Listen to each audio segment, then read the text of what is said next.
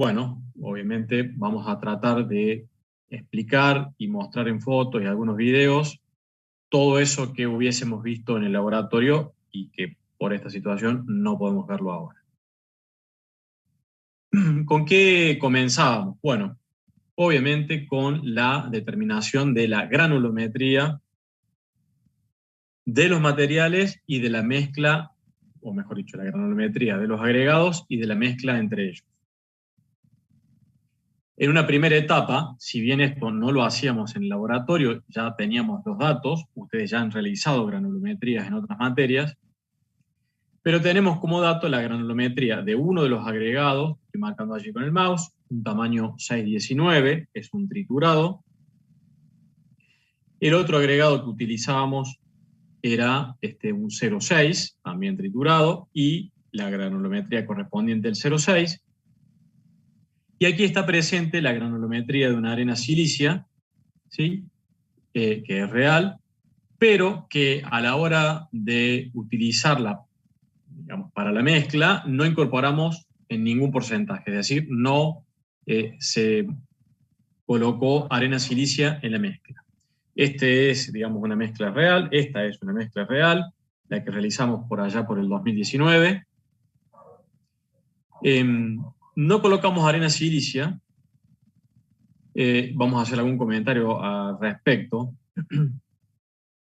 La arena silicia viene de, digamos, canto rodado, extraída de río, cantera seca, cantera húmeda, debería ser de cantera seca, por la normativa ambiental. Presenta el inconveniente la arena silicia, y vamos a hacer un paréntesis, no para todas, pero el principal inconveniente que presenta es que al ser de canto rodado, es más fácil que entre sí, entre las partículas de arena silicia, rueden una con respecto de la otra, ¿sí? A diferencia del triturado, y eso facilita lo que es el agüellamiento, ¿sí? Una de las razones por las cuales se recomienda no colocar arena silicia, y repito, entre comillas, no para todas, es esa situación la que acabo de describir recién. La normativa de vialidad nueva establece la incorporación 0% de arena silicia, ¿sí? Es decir, no permite incorporación. Esto tiene que ver con una influencia de muchas de las arenas del río de Paraná, llamada Arena Paraná, que es una arena bastante fina, ha recorrido muchos kilómetros, es bien redondeada. Bueno, tiene ciertas características que sí tienen un gran potencial de agüellamiento en las mezclas asfálticas. Pero existen otras arenas silicias que por la ubicación y por su composición no son o no presentan esa dificultad que presenta esta que recién he mencionado. Eso se mide a través de un ensayo que se llama angularidad, no vamos a entrar en detalle, pero la salvedad que quiero hacerle es, las arenas silicias presentan cierta influencia en el agüellamiento de las mezclas asfálticas, ¿sí? Algunas son muy perjudiciales, otras no tanto. ¿Debe limitarse la cantidad de arena silicia a colocar? Sí, debe limitarse.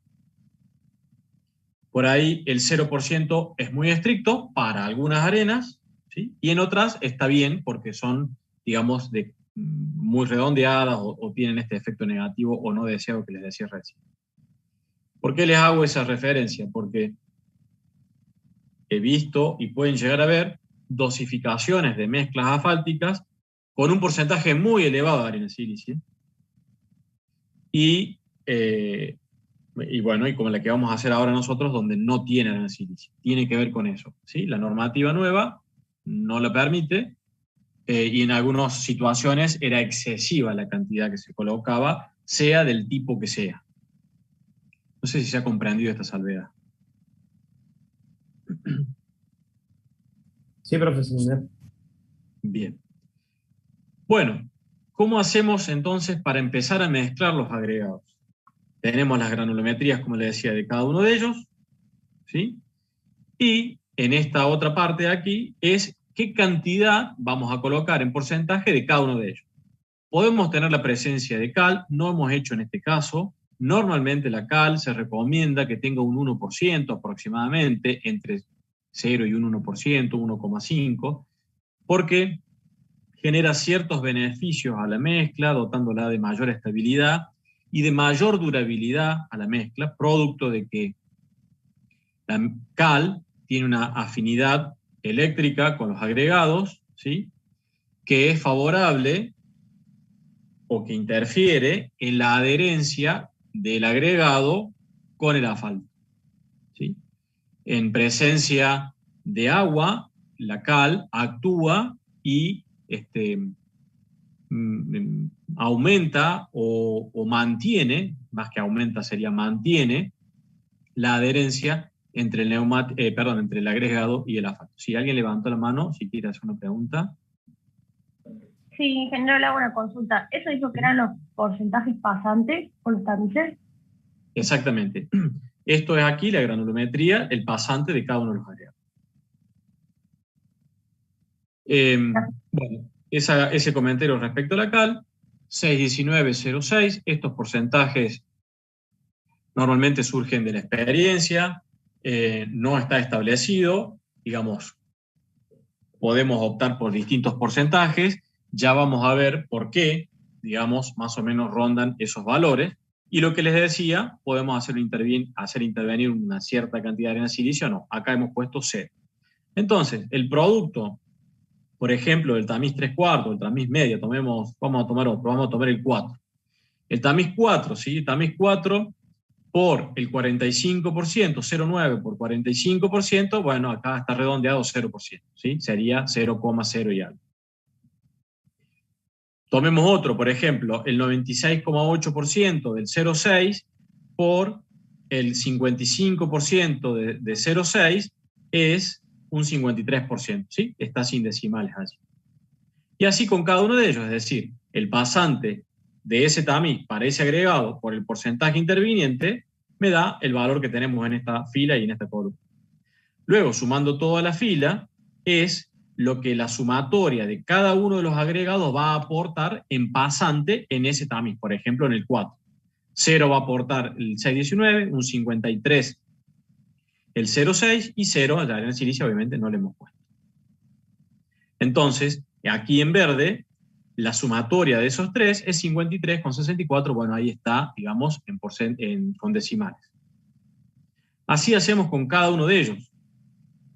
¿Y qué nos interesa de esto? Bueno, esta sería la granulometría resultante de la mezcla de los agregados que he propuesto con estos dos porcentajes, 45 y 55.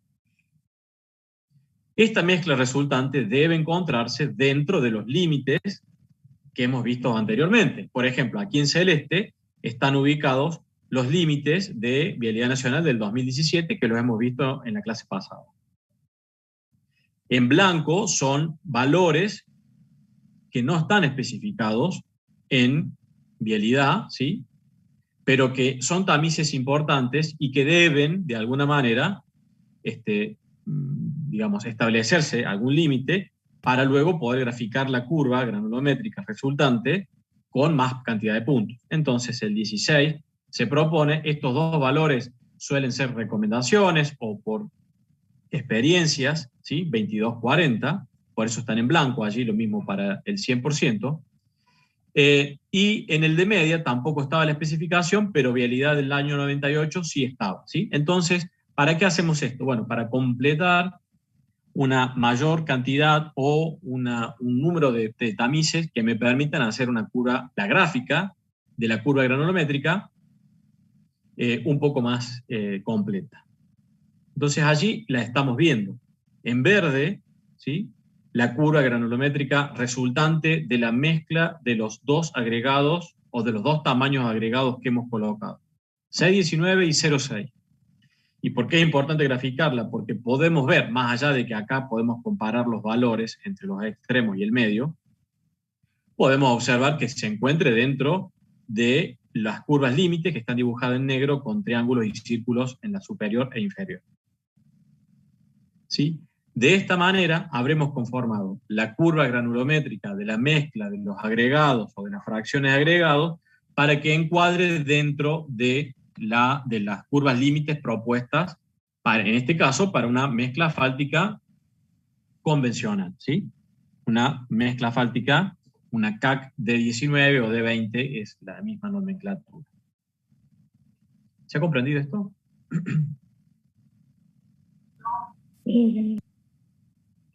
Esto nos va a permitir hacer ¿qué?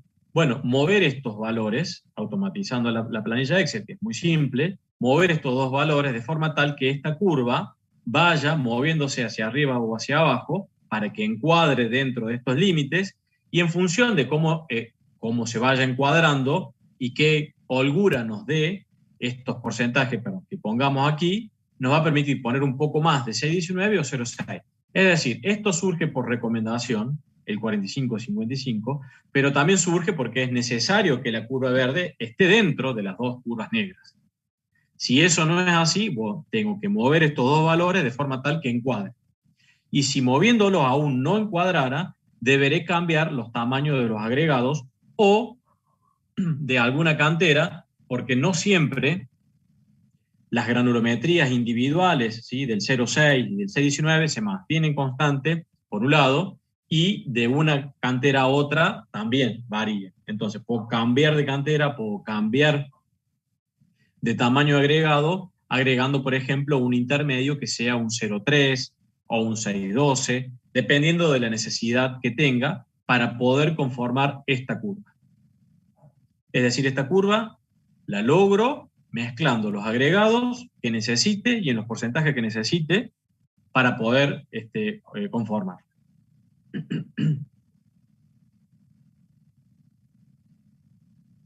Bien, luego de ello, pasamos ya a la determinación de la cantidad de los materiales que necesitamos para elaborar las diferentes probetas, ¿sí?, y para hacer la metodología Marshall que les mencioné en la clase pasada.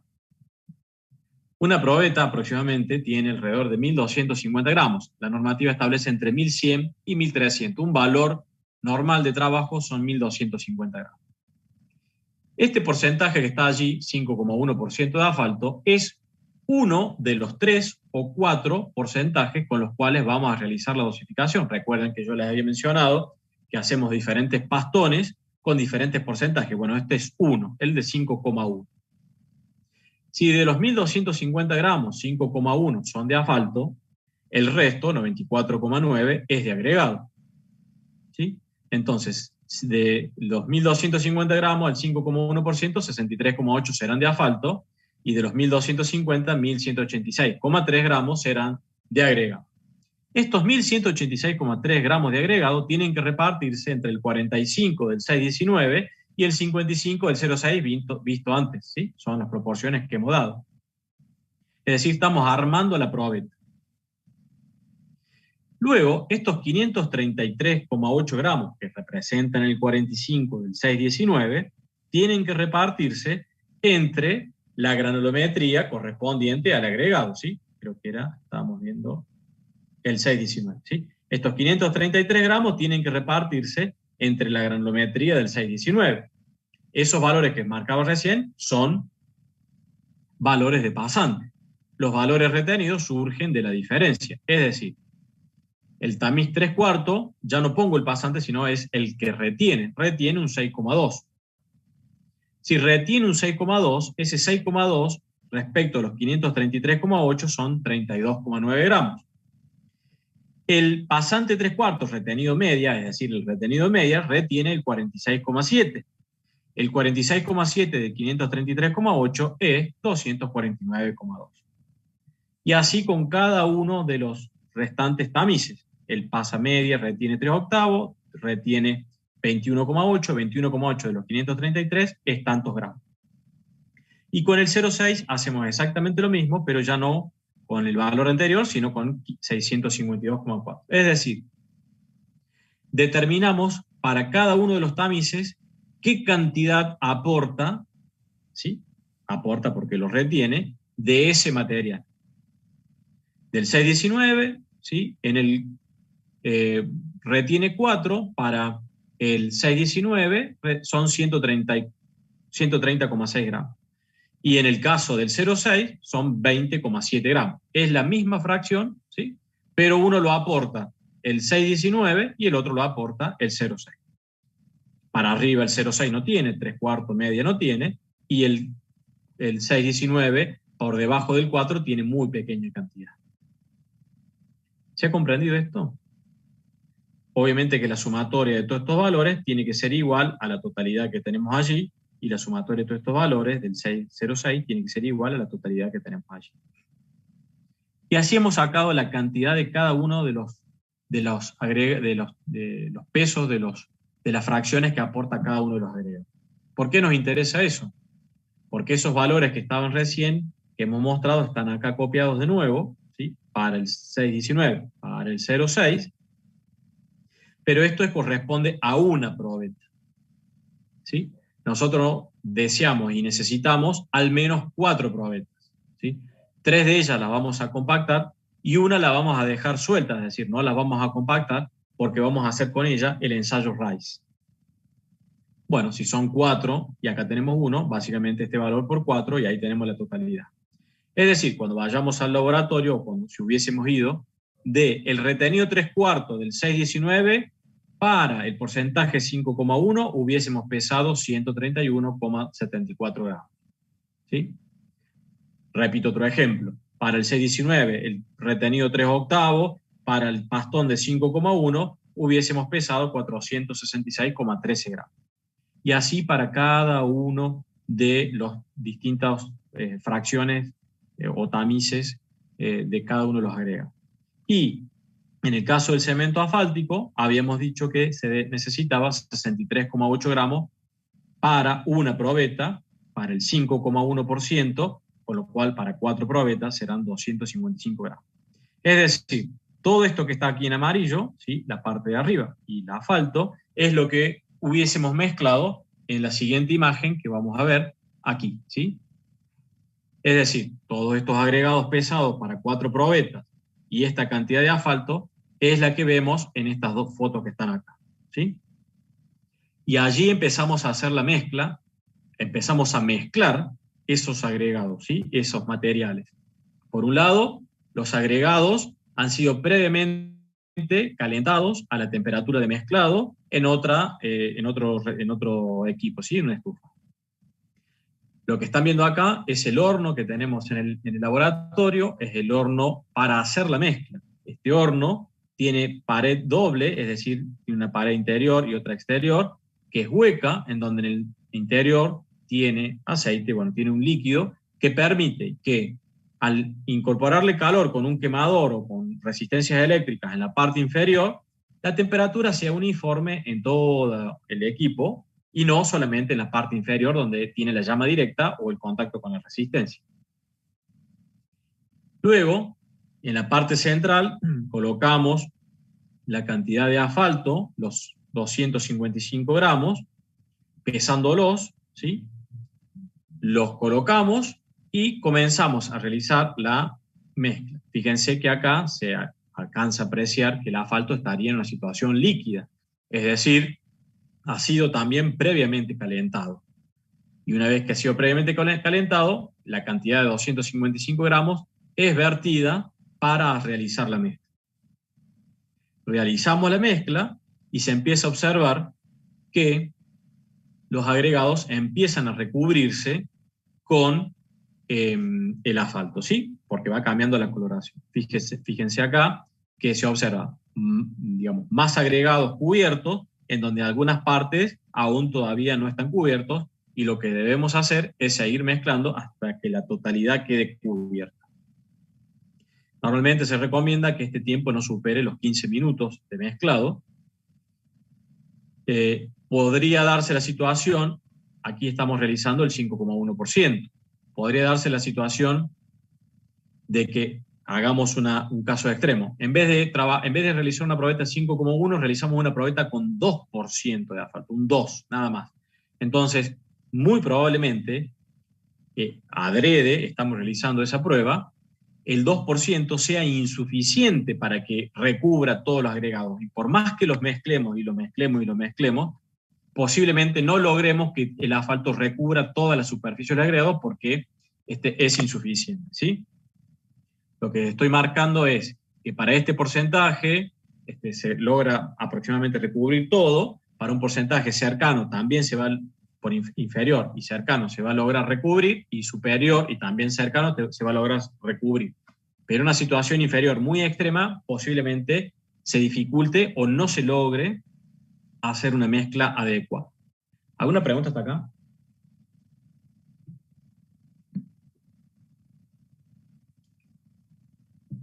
No. Bien. ¿Qué hacemos con esa mezcla que obtuvimos recién en el horno?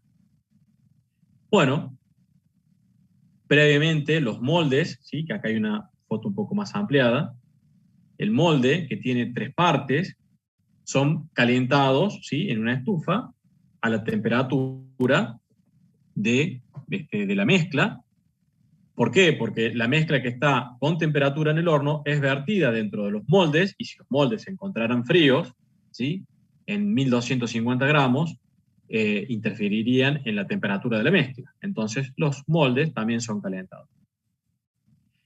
Este material que está dentro del horno es extraído, es pesado en alguna balanza de platos, por ejemplo, como se observa allí, y una vez que se obtienen los 1250 gramos, es vertido dentro del molde.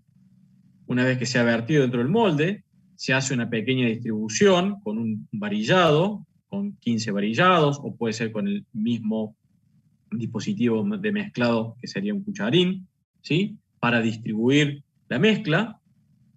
Se colocan algunos papeles para que sobre la superficie de la mezcla y en la parte inferior antes de colocar la mezcla, para que la mezcla no se pegue en la parte inferior de la base del molde y tampoco se pegue cuando lo llevemos al siguiente paso, que es la compactación. Todo esto que tiene la mezcla adentro, tiene los 2 papeles en la parte de abajo y en la parte de arriba, es llevado al equipo de compactación, y en el equipo de compactación se aplican 50 o 75 golpes por cara. Eso está dado en función de la especificación, ¿sí? Se aplican los 50 golpes o los 75, luego se gira el molde, se gira y se vuelve a compactar. Una vez que están compactadas las 2 caras, se extrae todo, se saca la parte superior y la parte inferior, la mezcla compactada queda en este anillo que se está viendo allí, estoy marcando. En ese anillo es el molde propiamente dicho, la parte de arriba se llama collarín y la parte de abajo se llama base. Una vez que eso se ha realizado, se deja enfriar aproximadamente una hora y media a temperatura ambiente. No hay que dejar que llegue a la temperatura ambiente, porque si se enfría lo suficiente, no se va a poder desmoldar, ¿sí? No se va a poder desmoldar la probeta que está dentro del molde. Con un dispositivo desmoldador que es mecánico, se coloca un plato sobre la superficie de la probeta y se desmolda, y las probetas quedan como estamos viendo allí en la foto inferior. ¿Sí? Allí tenemos... Sí, adelante. Le hago una consulta. ¿Por qué cuando se llega a temperatura ambiente no se podría desmoldar? ¿No se usa algún desencofrante o algo de eso? No. Las probetas, los moldes, recuerden que han sido calentados, con lo cual colocar algún desencofrante, digamos, no podría ser. Estamos hablando de 170, 180 grados, ¿sí? Tendríamos problemas de que se evaporaría, bueno, gases y demás. Además, un desencofrante normalmente es aceitoso, ¿sí? Y estaría interfiriendo en la mezcla, porque recuerden los aceites y las resinas que estarían mezclándose con el asfalto, que son afines, digamos, tienen el mismo origen. ¿Y por qué no enfriarse completamente? Porque si se enfría completamente, se genera una adherencia muy elevada entre la mezcla y el molde, y no es posible, o mejor dicho, va a dificultar muchísimo la extracción, y puede ser tanto que si le aplicamos una fuerza muy elevada para poder desmoldarlo, rompamos el material, ¿sí? O el equipo para tratar de sacar. Algunas teorías o por algunos lugares lo que hacen es todo este equipo lo meten en agua 5 minutos, lo sacan y lo desmoldan.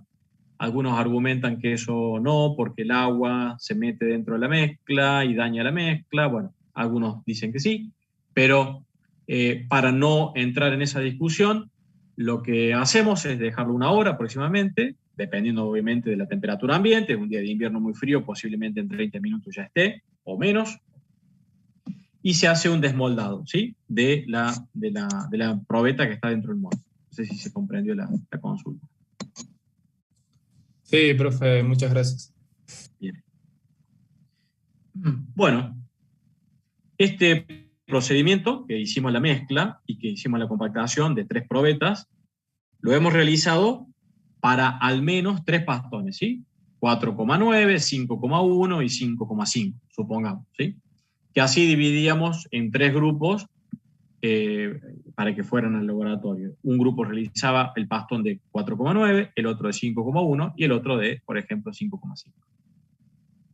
Entonces cada grupo moldeaba 3 probetas, ¿sí?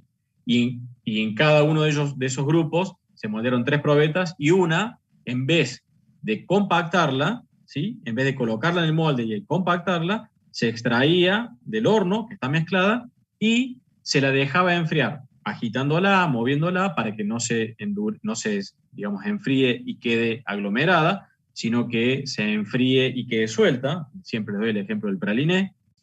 Y esa mezcla, que tiene aproximadamente el peso de una probeta, la dejamos para el ensayo Rice, que viene a posteriori y ya lo ven. Con esas probetas que hemos obtenido, ¿sí? Lo que hacemos es pesarlas al aire. Acá la estamos pesando sumergido, pero antes de hacer esto la pesamos en la balanza, pesamos al aire. Obviamente que se ha calculado que tenga 1250 gramos, pero no es exacto, varía y se mueve dentro de ese valor. Vamos a ver allá algunos valores que obtuvimos realizándolo. Se toma la altura de la probeta en 3 puntos. Ustedes piensen que el diámetro es constante porque está contenido dentro del molde.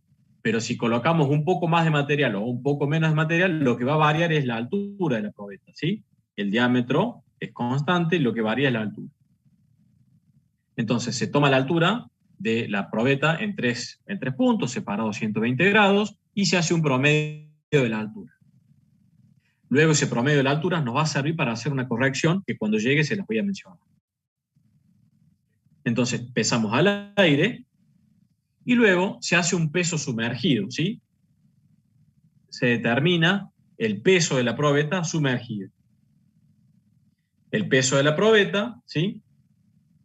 Al aire menos el peso sumergido, ¿sí? Es el peso del líquido desalojado, digamos, que no se desaloja, sino que es por diferencia de peso, es el empuje de abajo hacia arriba, igual el volumen del líquido desalojado, y eso será el volumen de la probeta.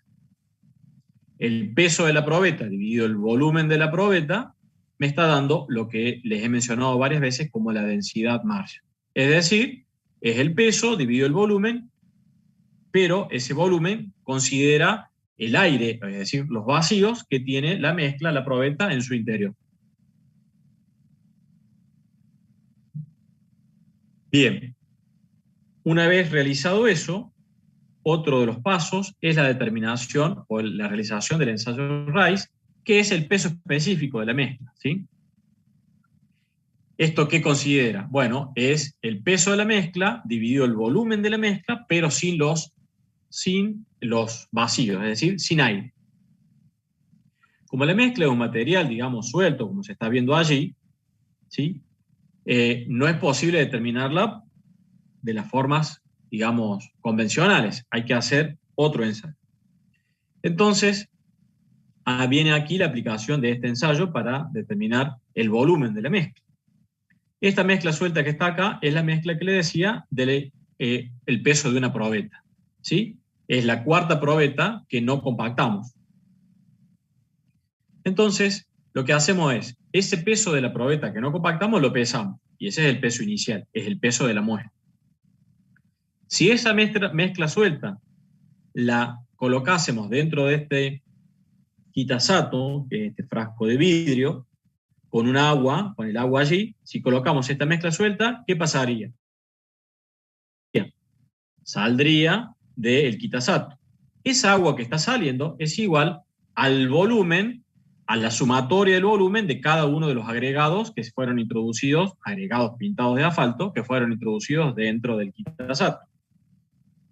Pero estaríamos cometiendo un error, porque estos agregados, ¿sí?, que estamos introduciendo tienen aire, tienen vacíos. Entonces, lo que hacemos es no colocarlos directamente dentro del quitasato con agua aquí, sino que colocamos una fracción pesada, que es la que le dije que es el peso inicial, colocamos dentro del quitasato, colocamos una cierta cantidad de agua, extraemos con una bomba de vacíos el aire que tiene, ahí se está, creo, observando a trasluz un poco las burbujas que empiezan a salir a medida que la bomba de vacío va chupando, va extrayendo, y una vez que eso ha pasado, ¿sí?, alrededor de unos 10 minutos, se coloca nuevamente agua, ¿sí?, sobre dentro del quitasato, y se toman ciertas lecturas que las vamos a ver a continuación. Esas lecturas son las que nos van a permitir determinar el volumen de la mezcla, y el peso ya lo conocíamos, que fue el peso inicial. ¿Cómo queda el quitasato una vez que se ha extraído el aire y que se ha enrasado con agua? Bueno, queda con esta coloración, ¿sí?, una coloración más grisácea. ¿Por qué? Porque el agua, bueno, se ha, digamos, ensuciado un poco con la presencia de los agregados, y se hace un enrasado del agua con un recipiente que se hace por vacío, digamos, hasta un calado que tiene esa especie de cañito o manguera que está allá adentro. Entonces, esto que están ahí en puntos es lo que les he explicado, ¿sí? ¿Y cómo es la determinación? Bueno, el RAIS, ¿a qué es igual? Es igual al peso de la mezcla, ¿sí?, que pesamos inicialmente, ¿sí? Y es la diferencia entre el peso del quitasato con agua inicial, ¿sí?, es ese que está allí, más la mezcla, menos el peso del quitasato más la mezcla, una vez que se ha sacado las burbujas de aire, ¿sí? Es decir, entre el paréntesis que está acá y esto otro, la diferencia es que acá esto tiene aire y acá este proceso ya, después de sacar el aire, ya no lo tiene, ¿sí? Si yo agrego este agregado con el asfalto dentro del quitasato, se va a un volumen, que era lo que yo les mencionaba acá. Si agregaba acá, se va a un volumen.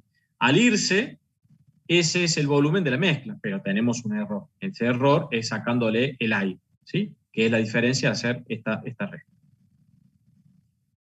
¿Se ha comprendido esto? Así determinamos el peso específico, es decir, el peso de la mezcla dividido el volumen de la mezcla sin aire.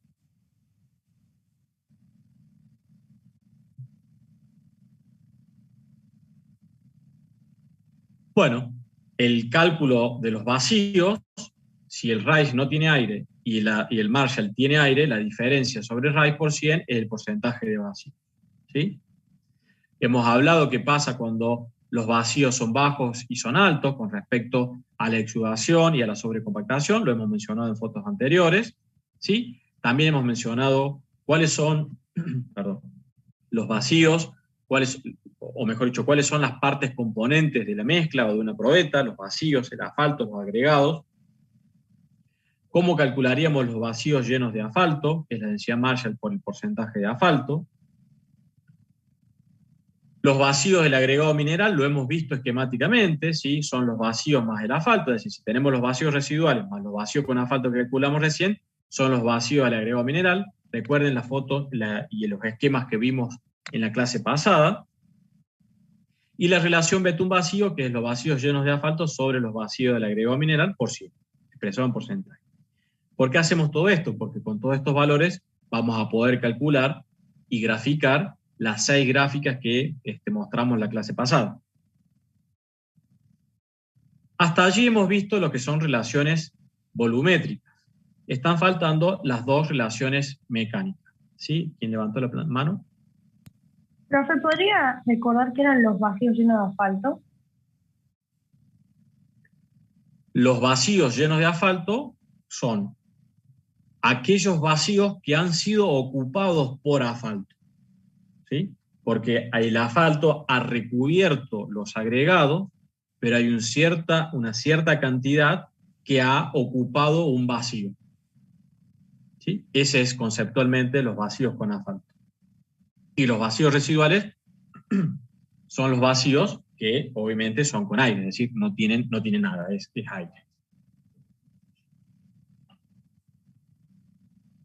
En las filminas anteriores de la clase pasada teníamos un esquemita, digamos, gráfico que muestra esquemáticamente bien claro esto. ¿Se ha comprendido? Sí, ingeniero. Bien.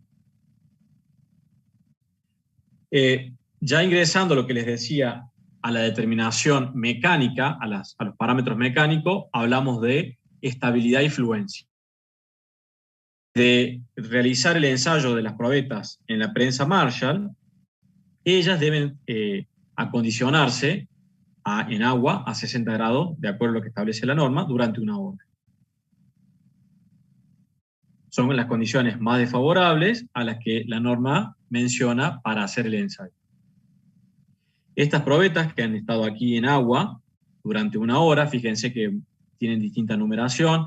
La 1, 2 y 3, por ejemplo, serán las probetas del grupo de porcentaje de 4,9% de asfalto. La 4, 5 y 6 será el siguiente porcentaje. La 7, 8 y 9 será el siguiente porcentaje, ¿sí? Entonces, ensayamos las 9 probetas, o las 12, de acuerdo a la cantidad de pastones que hayamos hecho, todas juntas. ¿Y qué medimos acá? Medimos con este aro la estabilidad, es la carga, y con este flexímetro está midiendo el acortamiento del diámetro una vez que accionamos la prensa, y la prensa va de abajo hacia arriba, ¿sí? Aplicando una carga diametral. Aplica la carga. Entonces, aplica la carga diametral, la probeta opone resistencia a ser, digamos, deformada. Esa oposición que brinda la probeta, que brinda el material, está registrada en carga en el aro dinamométrico, ¿sí? Que no registra la carga del aro, sino que registramos la deformación del aro con el flexímetro, y que a través de, digamos, la calibración del aro es posible determinar esa deformación a qué carga equivale. Cuando el aro, ¿sí? O el flexímetro que está registrando la deformación del aro, acuse que no hay más toma de carga, es decir, hemos entrado en el periodo de la fluencia del material, ¿sí? Esa es la carga que se registra, esa es la carga de estabilidad. Y en ese momento se lee cuál es la deformación que tiene la probeta, y esa es la fluencia. Es decir, se hace una lectura simultánea de la carga y simultánea de la fluencia, porque el equipo no se detiene, sino que continúa, ¿sí? Entonces, normalmente esto se realiza con dos operarios. Uno que lee la estabilidad y el otro que lee la fluencia, ya que el equipo continúa aplicando carga, continúa aplicando la deformación. ¿Por qué hicimos la corrección por altura? O mejor dicho, ¿por qué tomamos la altura de las probetas y para qué me sirve? Sirve para hacer una corrección. ¿Por qué? Porque si la probeta varía la altura porque se ha colocado una cierta cantidad de gramos de más o de menos respecto de lo que sería el peso ideal de la probeta, ¿sí? Significa que acá tiene más o menos altura. Si en la probeta se aplica una carga diametral y la probeta tiene más o menos altura, si tiene más altura habrá que aplicar más carga para poder romperla, con el cual el factor de corrección es menor a 1. Y si tiene menos altura, habrá que aplicar menos carga, con lo cual el factor de corrección es mayor a 1. Se establece cuál es la altura ideal que debería tener la probeta, que si mal no recuerdo es 63,5 milímetros. Es decir, muy rara vez se obtiene una probeta de 63,5 milímetros, sino que se obtiene de un poquito más o de un poquito menos, y de allí surge la corrección por altura de la probeta. La corrección se hace acá, en el valor de la estabilidad. ¿Se ha comprendido esto? Sí, profe. Bien. Bueno, acá lo hemos comentado, la estabilidad de la máxima carga. Esta es la prensa que tenemos en el laboratorio. Esta es una prensa más vieja en otro lugar. La que tenemos aquí en el laboratorio es esta. Es la máxima carga, ¿sí?, que se registra en el aro dinamométrico cuando entramos en el campo de la afluencia. Y la afluencia Marshall hemos dicho ya que es el acortamiento del diámetro máximo que sufre, máximo en el momento de la máxima carga, ¿sí? Porque si le seguimos dando carga, la probeta va a seguir deformándose por más que no tome carga. Bueno, una planilla típica que realizamos en el laboratorio, que le entregamos a la hora de hacer el práctico. Fíjense, este es el grupo de 5,4%. Bueno, acá es un asfalto modificado, no importa, pero la tabla es lo mismo. Las probetas se identifican, se pesan en aire, se pesan sumergidos, se hace la diferencia, se saca el volumen, se divide el peso de la probeta dividido el volumen de la misma y nos da la densidad Marshall, ¿sí? Luego, el ensayo Rice, el peso de la muestra, el peso del quitasato con agua, el peso del quitasato sin aire, las diferencias allí están indicadas, se obtiene el volumen de la muestra y el peso de la muestra dividido el volumen nos da la densidad Rice, o el peso específico, normalmente conocida como densidad Rice, ¿sí? Luego, con la densidad Marshall, promedio de las tres probetas y el Rice, es posible calcular los vacíos que presenta la mezcla. Luego, aquí en esta otra parte de aquí tenemos lo que es la determinación de la estabilidad. Fíjense que está la lectura en divisiones, porque lo que estamos leyendo es el flexímetro, ¿sí?, que lee la deformación del aro. Entonces está anotado en divisiones. El factor de corrección en función de la altura. Fíjense, estos valores son todos menores a 1. ¿Qué quiere decir? Que todas las probetas tenían un poco más de altura de 63,5. ¿Sí? Entonces, las divisiones, ¿sí?, multiplicado por el factor de calibración del aro. ¿Qué quiere decir? Que este aro estará calibrado y dirá que una división equivale, bueno, no sé, a 10 kilos, a 11 kilos, a 11,2, el valor que corresponda. Entonces, 87 divisiones, por ejemplo, por 11 kilos, serán tantos kilos por el factor de corrección 0,96. Entonces, finalmente, el valor de estabilidad es en kilos 721, como vemos ese ejemplo allí. Se registra la afluencia para el valor máximo de estabilidad cuando la probeta rompe. Y esta planilla se repite para cada uno de los pastones realizados. Con todas las planillas realizadas para cada uno de los pastones, se vuelca toda esa información, por ejemplo, en una planilla Excel, para empezar a obtener valores y las gráficas para poder obtener la dosificación final. Aquí tenemos 3 pastones, ¿sí?, de 1,4,2, 5,1 y 5,4. Se realizaron los pesos en aire, que son estos mismos valores que están, aquí, estos mismos valores están transcritos acá. Obviamente que esto es un ejemplo, no son los mismos valores que esto, ¿sí? Esta es otra dosificación, pero son los que se transcriben acá. Los pesos sumergidos, los volúmenes, la densidad Marshall, es decir, esto que hicimos acá está hecho acá, automático. La densidad Marshall de este porcentaje de asfalto se hace en 3 probetas porque alguna puede tener un error, alguna puede llegar a descartarse, alguna no puede haber sido bien confeccionada, entonces se descarta. Bueno, se analiza para no quedarse con un solo valor de una sola probeta. Aquí está copiado los valores del ensayo Rice, se obtiene la densidad Rice, se obtienen los vacíos, el promedio de los vacíos para este porcentaje de asfalto. Este mismo procedimiento se realiza para cada uno de los porcentajes. Y en la parte de abajo, ¿qué tenemos? Tenemos la afluencia leída en cada una de las probetas para el 4,2, por eso está marcado aquí en amarillo, siguiendo, digamos, la misma línea del porcentaje 4,2, la afluencia promedio que tenemos allí, Luego las divisiones leídas en la estabilidad, las divisiones 162 por el factor del aro, que es el factor de calibración, ahí tenemos 11,76, por la corrección por altura, nos da la estabilidad finalmente de esta probeta, de la probeta 1. Si hacemos lo mismo con las 3, obtenemos el promedio, ¿sí? Y bueno, calculamos los vacíos del agregado mineral, el promedio y la relación betún-vacío y el promedio, como vimos en las fórmulas anteriores, ¿sí? Eso lo repetimos para cada uno de los pastones y lo que nos va a permitir es obtener las gráficas, que hemos visto gráficas ejemplo en la clase pasada, ¿sí? Entonces, con estas gráficas, ¿qué nos permiten? Hacer lo que vimos la clase pasada. Por ejemplo, para el 5,1% de asfalto,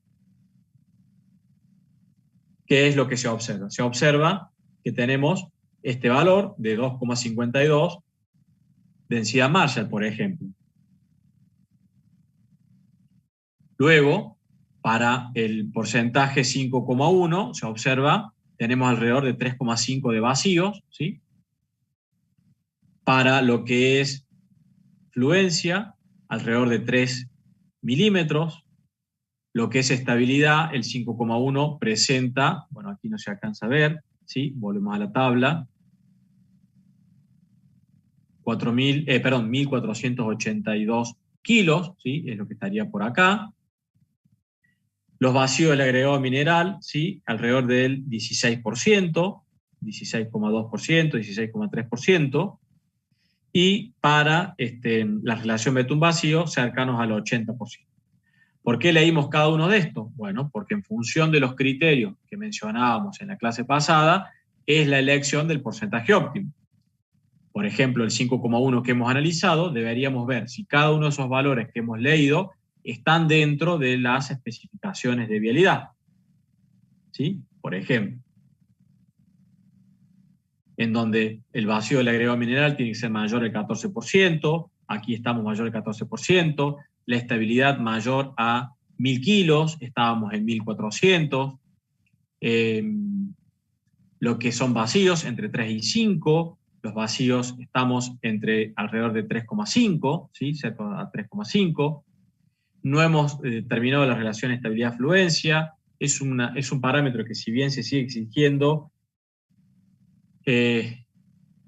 técnicamente tiende a estar en desuso porque no aporta, digamos, un valor más que para mirarlo acá, a la hora del comportamiento no aporta mucho. No se ha determinado la cantidad de resistencia conservada, ¿sí? A través del test del Ottman, ¿sí? Acá no se ha realizado, pero lo hemos mostrado. Y la relación betún-vacío, fíjense, ronda para lo que es capa de rodamiento, como máximo acá el 78%, y aquí estábamos nosotros en un 79% aproximadamente, aquí 79,2%, ¿sí? Estamos en un valor muy cercano, estos son valores reales, podría tomarse, digamos, la acción de modificar o tomar otro valor de porcentaje de asfalto, ¿sí? Y realizar el pastón, supongamos en vez de con un 5,1, un 5%, estamos hablando de 0,1%, y obtener los valores y revisar si ya encuadramos dentro del 78%, ¿sí? O modificar una pequeña cantidad de, de la granulometría, si es que esos rangos que teníamos entre las curvas límites lo permitían. Esas serían algunas de las acciones para lograr intentar este 78%. De todas maneras, entre el 78 y 79,2, antes de realizar eso, lo correcto sería volver a realizar otro pastón con un 5,1 y chequear que todos estos valores se vuelven a repetir, porque siempre tenemos alguna pequeña diferencia. Si lo repetimos y nos da de nuevo 79%, bueno, sí, allí habrá que tomar alguna medida, como las que mencioné recién, para poder tratar de corregir el parámetro de relación betún-vacío. ¿Alguna consulta hasta aquí?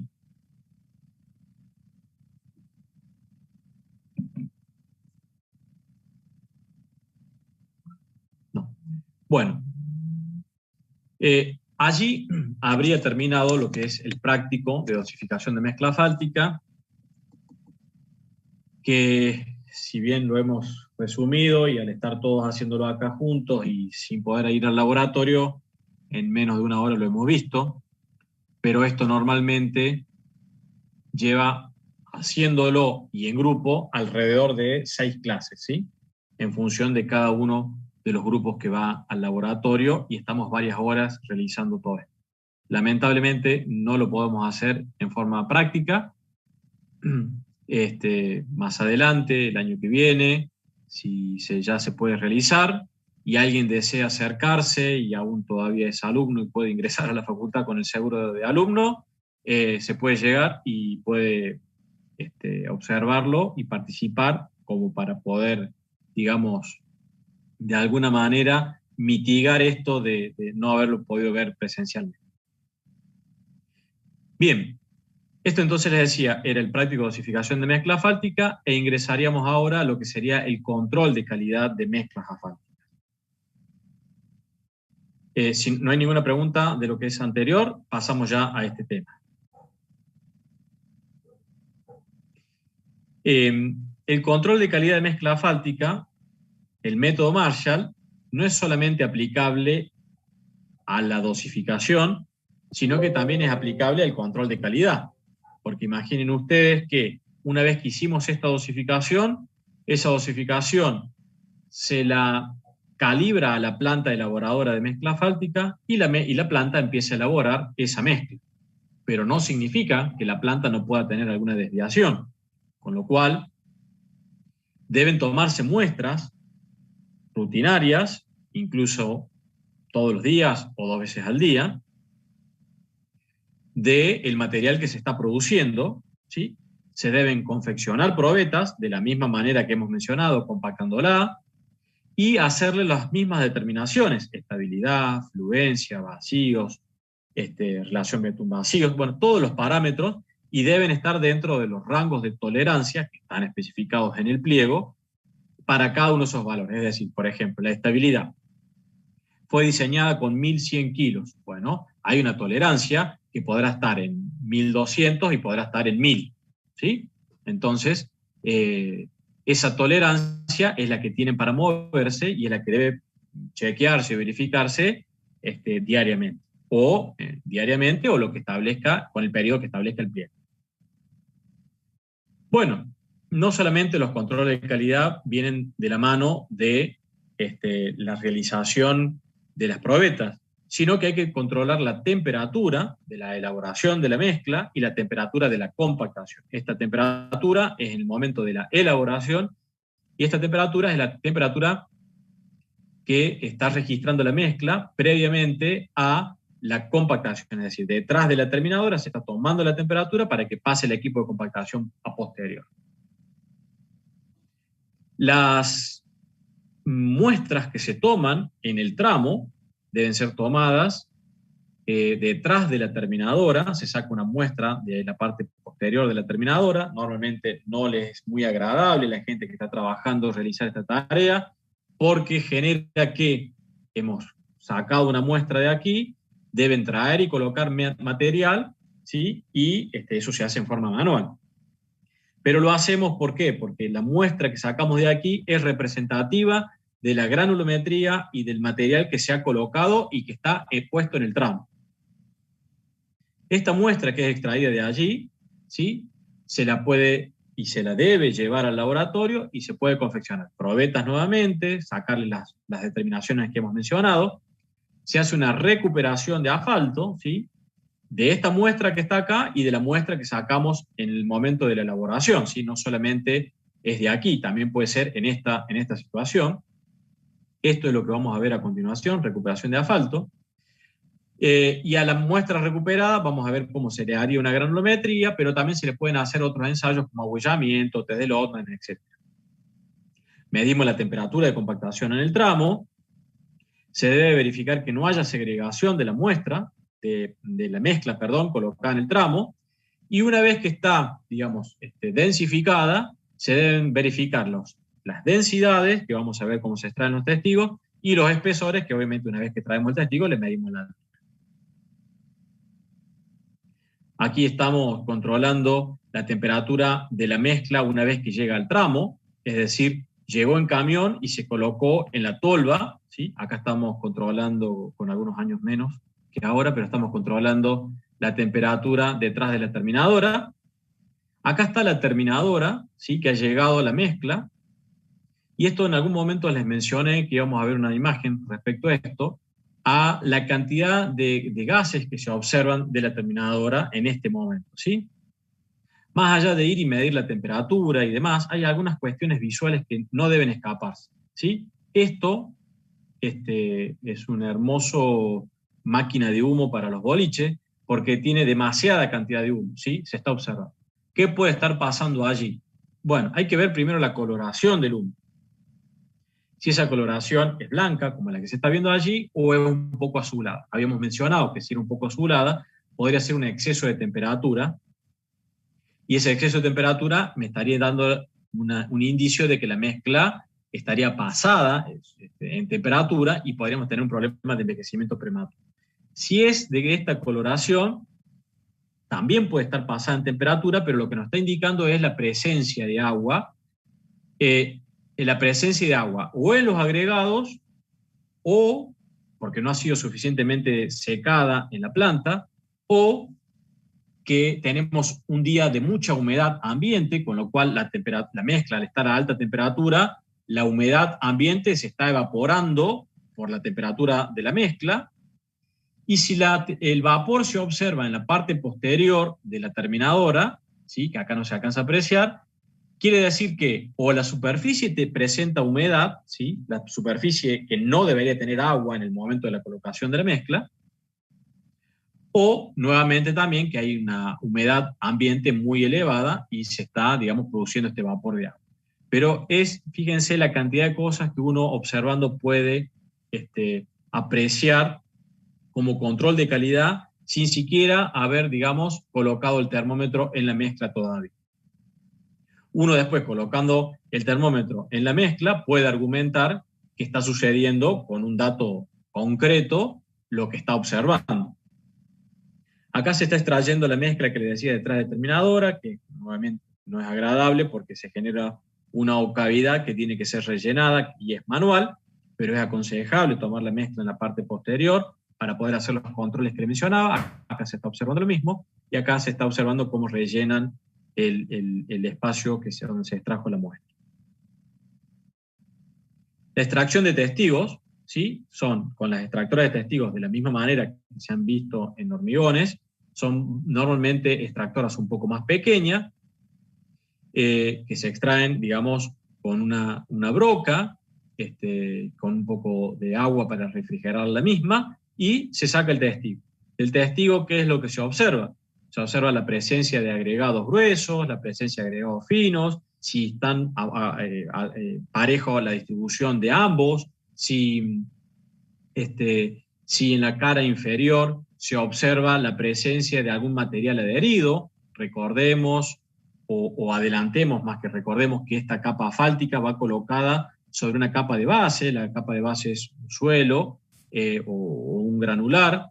Para que esta mezcla asfáltica se adhiera sobre la superficie, debe ser colocado un riego de adherencia, que lo vamos a ver un poquito más adelante, o si no lo hemos mencionado hasta ahora, un riego de adherencia que justamente, como dice su palabra, adhiere la capa asfáltica a las capas que están inferiores. Entonces, al extraer el testigo, miramos la parte posterior, ¿sí?, del testigo, y tenemos que ver que esté ese riego asfáltico. Si no lo vemos, algo ha sucedido, o no se ha colocado o es deficiente, ¿sí? Y es fundamental la presencia del riego de adherencia de la capa asfáltica con la capa de base o las capas inferiores.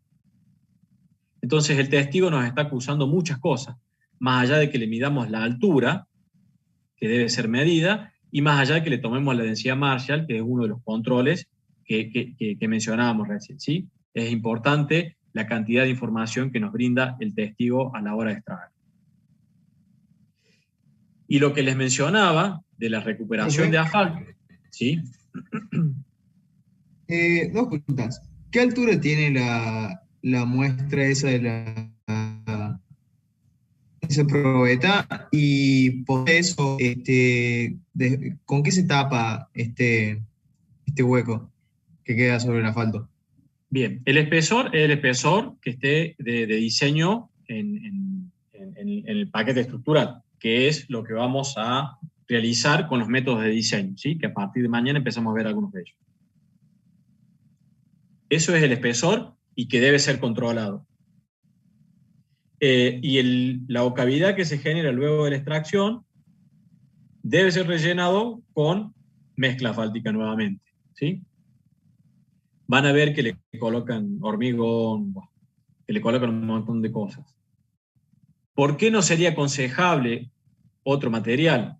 Porque tienen diferentes comportamientos. Si colocamos hormigón, por ejemplo, hay diferentes comportamientos. Entonces, la adherencia que va a haber entre las paredes de la mezcla asfáltica y el hormigón no va a ser la adecuada.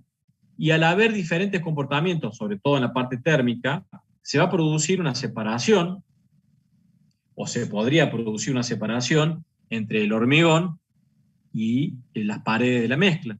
Y esa separación lo que va a facilitar es el ingreso de agua. Y si facilita el ingreso de agua, debilita las capas que están inferiores. Y si debilita las capas inferiores, por querer hacer un control de calidad, lo que hicimos es generar un bache, una rotura del pavimento. Entonces, el tapado de esto no tiene que ser una tarea de menor envergadura, tiene que ser una tarea adecuada y a conciencia. Vamos a ver después algunos... Ingeniero, ¿sí? yo no he visto que tapen asfalto con hormigón, pero sí he visto muchos parches en calle de hormigón con asfalto. Eso, digamos, bueno, ahora está diciendo que está mal, pero ¿por qué lo hacen? Mira, el por qué lo hacen se los dejo para que ustedes lo imaginen, pero no debería. En realidad, se puede realizar una tarea de bacheo. Vamos a ver una clase de control de conservación de pavimentos más adelante, donde vamos a hablar algunas cuestiones de estas, pero vamos a hacer una aclaración ahora. Se puede realizar una tarea de conservación, es decir, vamos a adelantar. El bache es el deterioro, es el agujero que se ha generado por deterioro. Eso es el bache. Y el bacheo es la acción de reparación del bache. Entonces, repito, el bacheo se puede generar aparte, o se puede realizar combinando materiales, siempre y cuando haya ciertas, digamos, consideraciones. Ahora, lo que se ve en las calles, que es una supuesta acción de bacheo, es totalmente incorrecta porque la colocación de mezcla asfáltica tirada arriba de un pozo y encima que es de hormigón, lo que generamos es una discontinuidad superficial entre un material y otro que poco tienen que ver con respecto al comportamiento y que encima normalmente no se le coloca un riego de adherencia entre uno y otro y que encima se coloca uno arriba del otro donde se genera una superficie sobrelevada, un lombote, por decirlo en criollo. Entonces, eso lo que genera es, digamos, una amplificación de las cargas por la acción dinámica, el golpe que produce el eje sobre esa superficie sobrelevada respecto de lo que vienen sin el material que le han colocado por encima. A ver, vamos a tratar de ponerlo en gráfico lo que estamos diciendo. Si esta es la superficie de pavimento hormigón, ¿sí? Y aquí es donde se ha producido una rotura. Esto es hormigón, perdonen el pulso. Si esto es hormigón, ¿sí? Si lo que hacen es colocarle mezcla asfáltica así, exagerado lo que estoy haciendo, ¿sí? Rellenan todo esto con mezcla asfáltica, ¿qué es lo que están haciendo? Primero, están generando en esta zona, ¿sí? En esta zona están generando una superficie de discontinuidad entre dos materiales que no tienen nada que ver porque hay un comportamiento diferente ante la temperatura de arranque.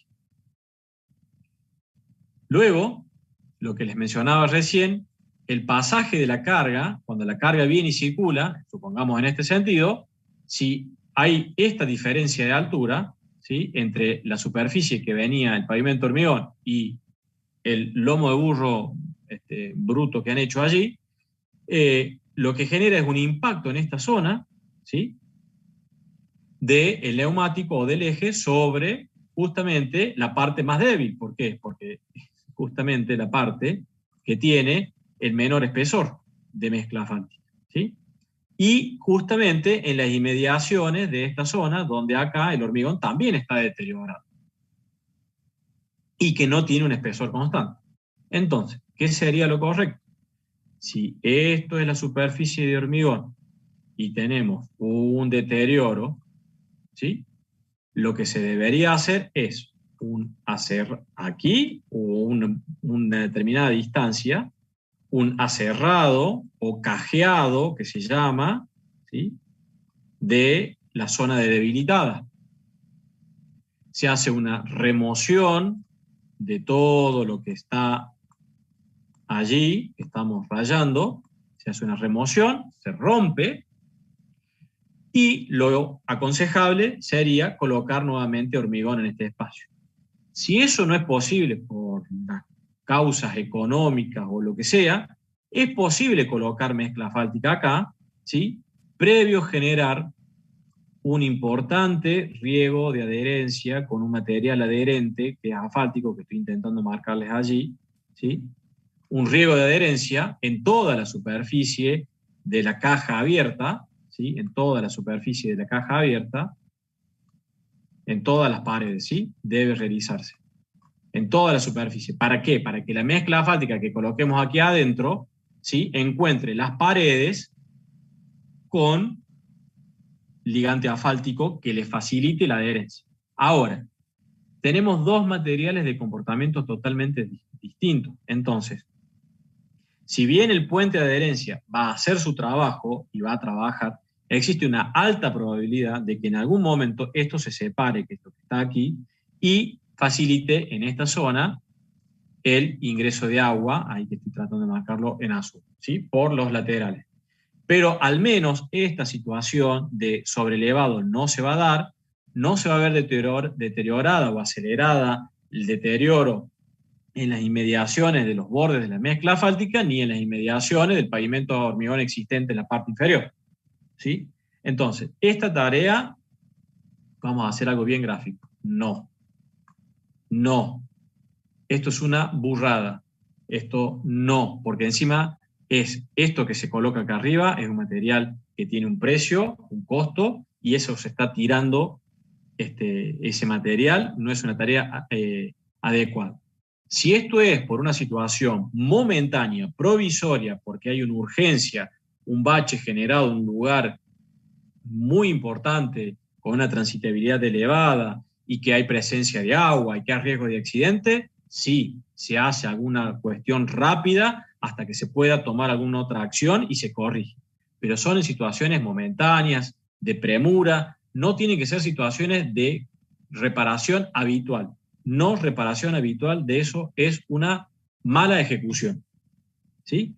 Hay una clase de conservación de pavimentos que vamos a ver, donde tenemos distintos ejemplos. No está el ejemplo de un pavimento de hormigón con mezcla asfáltica, como lo hemos descrito ahora, por eso me pareció interesante mencionárselo. ¿Se ha comprendido? Sí, profe, muchas gracias. Bien. Ingeniero, Sí.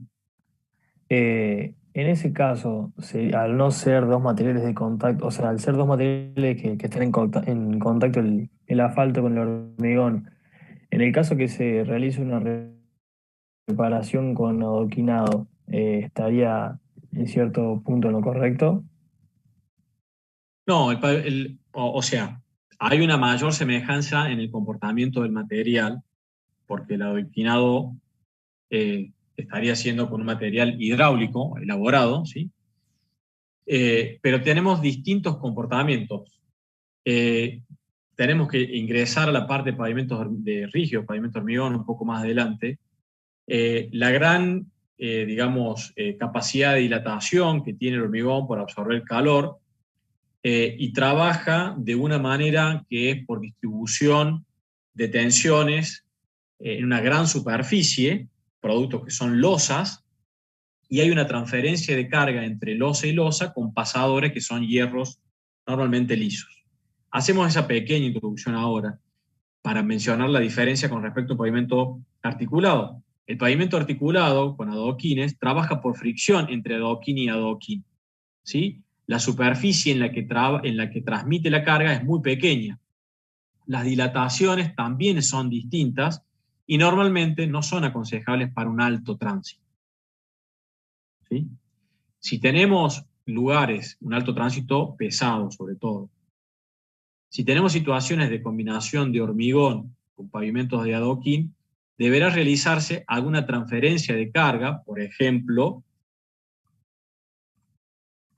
no, esto no está dentro de la materia, pero por ejemplo, si tenemos una cuneta, ¿sí? La cuneta normalmente tiene una cara recta, pero si vamos a colocar en esta zona un pavimento articulado, posiblemente sea aconsejable realizar, ¿sí? Una pequeña zona de apoyo para el adoquín, ¿sí? Perdonen el pulso, para el adoquín en las inmediaciones de la zona de hormigón, donde acá tenemos una rigidez por su espesor, y que acá si colocásemos el adoquín solamente sobre la base que está acá abajo, cambia totalmente la rigidez que tiene. Entonces, se generaría un plano de falla, acá que estamos marcando, entre lo que es el adoquín y la pared de la cuneta, ¿sí? Y ese plano de falla lo que va a facilitar es el ingreso de agua. Normalmente cuando hay transferencia de un pavimento al otro, la zona de transición se hace una transición suave, se hace una transición entre cambio de materiales que permita un pasaje suave de cambio de rigideces, de módulos de elasticidad de los materiales y en consecuencia de comportamiento. Si por alguna consecuencia o por alguna necesidad se debe hacer un cambio brusco de materiales o de pavimento, debe acondicionarse la zona de transición brusca, es decir, dotarla de una buena impermeabilidad para que no se genere agua, para que no se genere el ingreso de agua, y algunas otras cosas que vamos a mencionar, no me quiero adelantar, pero se pueden realizar. Supongamos que tenemos un pavimento flexible allí y tenemos un pavimento de hormigón acá que no lo voy a terminar, ¿sí? Esto sería una zona brusca de cambio. Entonces, lo que se aconseja es, en las inmediaciones, un incremento de espesor aquí con respecto al que se viene trayendo. ¿Para qué? Para lograr una transición de rigideces, digamos, y de trabajo previo a haber colocado en esta zona una junta de dilatación, y esa junta de dilatación bien impermeabilizada. Bueno, hay una serie de factores constructivos que deben tenerse en cuenta a la hora de hacer una transición entre dos tipos de pavimento, ¿sí? No es tan, bueno, termino acá y arranco con el otro como si nada sucediese. Profe, una consulta que no entendí. ¿Cómo es la transición la correcta transición del adoquín al cordón cuneta? ¿Cómo debería hacerse correctamente? Debería o podría, no es la única solución, vamos a recuadrarlo con otro color, aquí con rojo, generarse la cuneta, ¿sí? Con lo que he marcado aquí, una L, donde el adoquín pueda apoyar, ¿sí? Sobre esta superficie. Porque si eso no se realizase así, tendríamos la cuneta, ¿sí? Y tendríamos el adoquín acá colocado sobre el material, la capa de base. Lo que pasa es que estamos hablando de un montón de conceptos que todavía no hemos visto, ¿sí? Esto es hormigón, esto es adoquín y esto es base. La base es un material granular, ¿sí? Entonces, acá no hay una transición suave de rigideces. Podemos dotarlo de una buena impermeabilización con alguna junta aquí, ¿sí? Pero acá va a haber un movimiento, ¿sí? Diferencial de comportamiento, porque no tenemos los mismos módulos. Ante el pasaje de la carga, supuestamente por la banquina, por la cuneta no circula nadie, pero sabemos que eso sucede. Entonces, el pasaje de la carga va a generar movimientos diferenciales uno respecto del otro. Y esos movimientos diferenciales son los que van a debilitar esta junta central y los que podrían llegar a favorecer el ingreso de agua. Esto que marcó en rojo acá es lo que le marqué acá en azul antes. ¿Y esa L qué largo tiene aproximadamente? ¿Como el ancho de la cuneta o como una adoquina? Están establecidos en función de los espesores, no recuerdo exactamente para este valor, para este tipo digamos, de estructura. Normalmente suele andar entre 1 metro, 80 centímetros, dependiendo de cuáles sean los espesores con los que vamos trabajando aquí. Para todo este tipo de situaciones hay un manual, nos estamos adelantando, estamos llegando casi al final de la materia, pero tenemos un manual, que es el manual de pavimentos del Instituto Cemento Portland, que proporciona varias, digamos, esquemas de soluciones de este tipo, ¿sí? No solamente de este tipo, sino la transición entre hormigón y asfalto, o en mezcla asfáltica, las situaciones de bacheo, las transferencias de carga. Bueno, hay una gran cantidad de propuestas de resoluciones de estas cuestiones, ¿sí? Métodos de cálculo también, y establecen estas longitudes que estamos mencionando, ¿sí? Son longitudes, más que por cálculo, son por recomendaciones constructivas, ¿sí? Si no, habría que calcularlo de alguna otra manera, pero no hay un método de cálculo establecido para eso. Gracias, profe. Bien, continuamos con la última parte.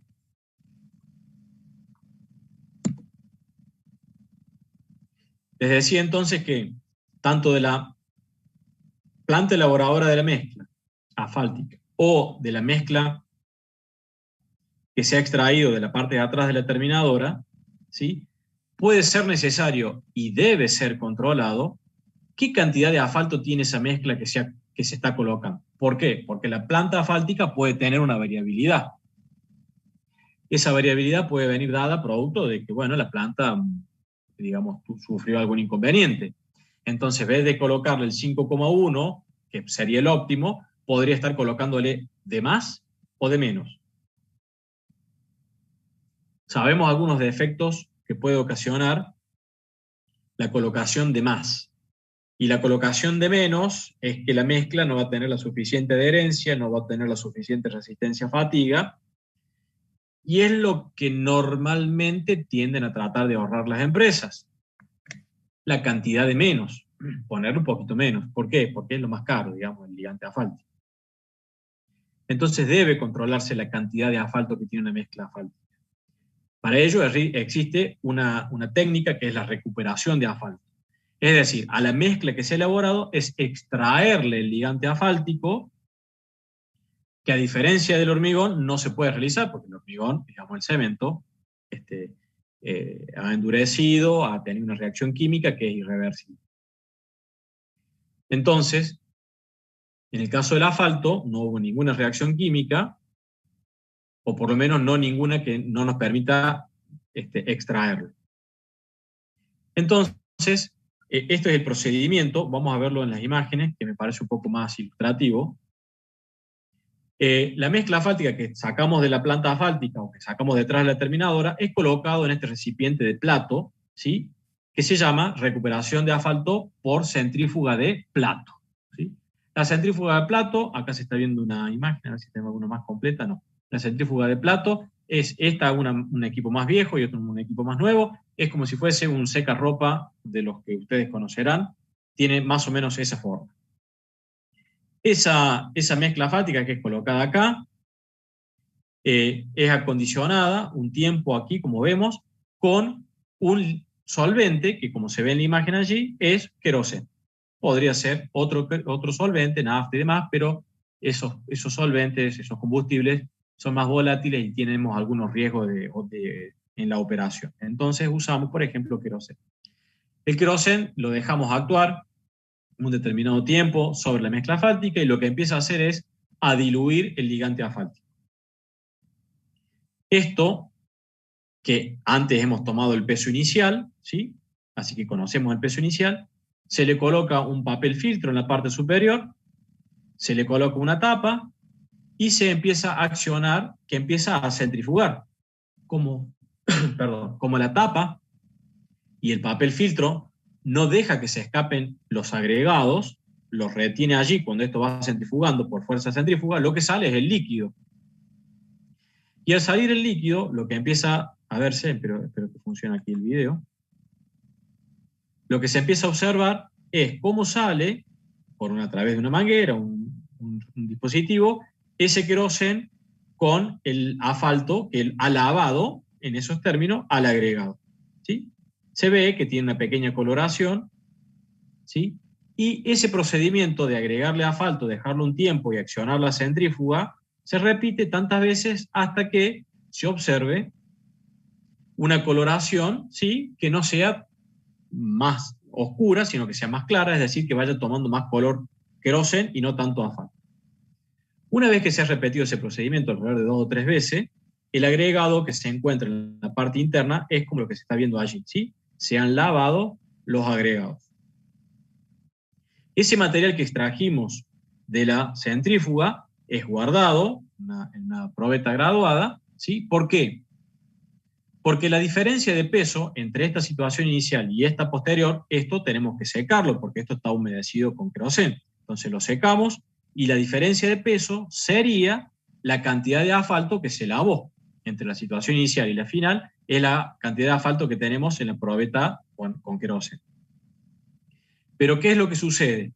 El material que es muy, muy fino se escapa un poco por el papel filtro que tiene y demás. Entonces estaríamos cometiendo un error, porque en la probeta acá tenemos una cantidad de queroseno con asfalto y también finos muy finos, ¿sí? No estamos hablando de una pequeña particulita, sino que estamos hablando de finos de un polvo, ¿sí?, de ese tamaño. Entonces, es necesario recuperar esa cantidad de material fino que se ha escapado, porque si se ha escapado, lo estaremos contabilizando como agregado, y eso es incorrecto. Entonces, para corregir esa situación, al material que sacamos de la probeta, lo que hacemos es un nuevo centrifugado, ¿sí? Un nuevo centrifugado en otra centrífuga, ¿sí?, que se llama centrífuga de vasos. ¿Por qué? Porque tiene vasos. En esos 4 vasos que se observa allí, esta es la que tenemos en el laboratorio, se coloca una cierta cantidad de lo que tenemos en la probeta acá graduada, se coloca una cierta cantidad en cada uno de ellos, ¿sí?, y se le agrega una pequeña cantidad de queroseno para disolver la cantidad de asfalto que puede estar recubriendo a los finos que hayan quedado acá en la probetita. Accionamos la centrífuga lo que hace es, por fuerza centrífuga, depositar los finos en el fondo, los pega sobre el fondo de los vasitos, y esos vasos queda como si fuese, para hacer una analogía, una borra en el fondo del vaso, y la parte superior, que tiene asfalto y queroseno, nada más, es vertido, ¿sí? Este procedimiento que les menciono se repite tantas veces hasta que se observa en el último vaso, en la última repetición, una coloración muy clara del queroseno. Entonces, lo que tenemos allí en el fondo, que obviamente en la foto no se alcanza a observar, son finos lavados 2 o 3 veces con queroseno, que son los que se le escaparon a este proceso, pero que fueron retenidos en este otro segundo proceso. Entonces, en estos 4 vasos han quedado finos, que es prácticamente un polvillo, un polvo, que son secados juntos con el material anterior, y ahí sí tenemos entonces estos agregados más los finos que quedaron acá retenidos, la cantidad de finos total. Entonces, haciendo la diferencia entre la mezcla inicial y los finos, y los agregados obtenidos acá y los finos que tenemos acá, sabemos la cantidad de asfalto que tenía la mezcla en la situación inicial. Y así podemos determinar el porcentaje de asfalto que tiene la mezcla.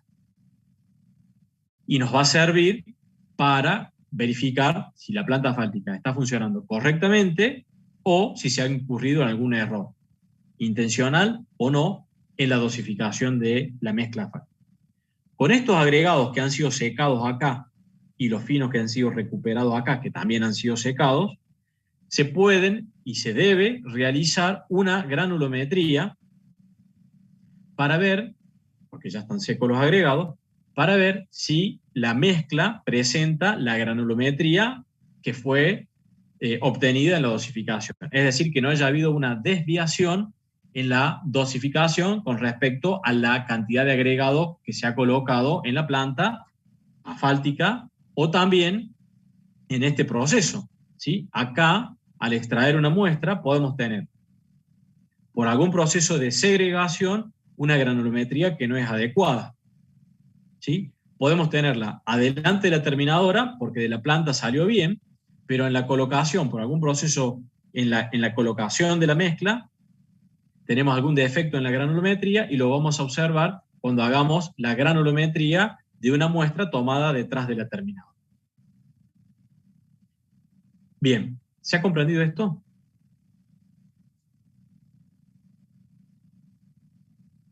Sí, profe. Bien.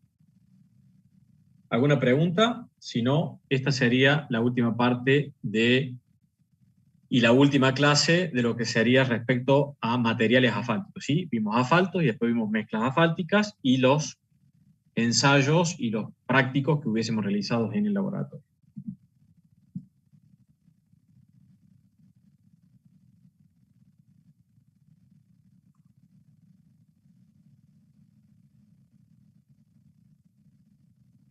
Continuar, ya como les digo, con otro tema, está subido en autogestión los primeros métodos de cálculos, ¿sí? Que vamos a empezar a ver mañana para lo que es pavimentos flexibles, uno de los primeros métodos por allá bastante antiguos, y después ya vamos a empezar a ingresar a lo que sería la metodología ASTO para cálculo de pavimentos flexibles, y después vamos a pasar a rígido. Si no hay preguntas, nos estamos viendo mañana. Chao, profe, gracias. Gracias, profe. Buenas noches, profe. Gracias.